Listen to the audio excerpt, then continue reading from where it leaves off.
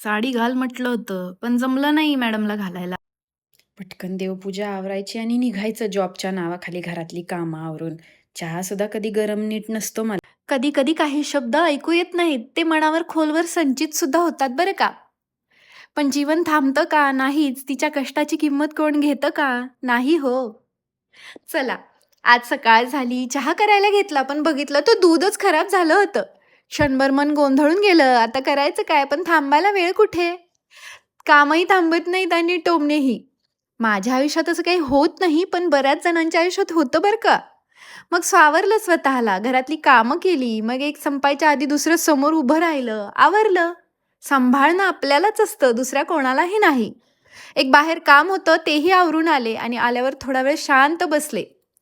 त्यानंतर 4 वाजता स्वतःसाठी चहा बनवला आणि तो चहा आणि मी, माझे विचार, थोडा वेळ संवाद साधत बसलो. अशी स्त्री जी या उष्णतेतही गरम चहा पिऊ शकते, ती आयुष्यातले प्रत्येक गोड कडू क्षण शांतपणे सहन करू शकते, नाही का? मग पुन्हा घेतला स्वयंपाकाचा घाट. आज पिठलं भाकरीचा साधा पण मनाला भिडणारा बेत केला. फोडणी दिली, जिरं मोहरी टाकली, कढीपत्ता, कांदा आणि लसूण हिरवी मिरचीचं वाटण केलं आणि तयार झालं गरमागरम पिठलं आणि सोबत गोल गोल बाजरीच्या भाकऱ्या. हात कामात होते, पण अजूनही मनातले विचार थांबत नव्हते. मग म्हटलं चला आता खाली जाऊन येऊ. मुलं खेळताना पाहिली, मनही थोडं प्रसन्न झालं.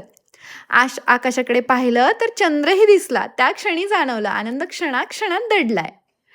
मग देवपूजा केली आणि आजचा मराठमोळा जो आपला बेत होता तोही खाल्ला. नातं जपायला शब्द नाही तर समजून घेणं लागतं. तुमचं काय मत आहे मला नक्की कमेंटमध्ये सांगा बरं का.